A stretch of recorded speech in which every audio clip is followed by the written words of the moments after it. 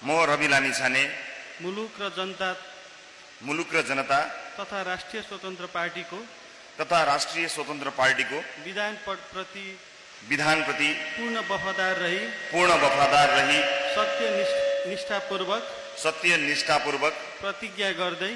गर्दै इमानका साथ ईश्वर देश र जनताको नाममा शपथ लिन्छु कि पार्टीप्रति पूर्ण वफादार रहँदै पार्टी सभापतिका पदको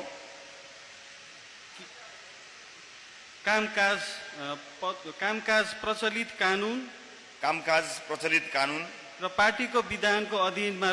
र पार्टीको विधानको अधीनमा रही मुलुक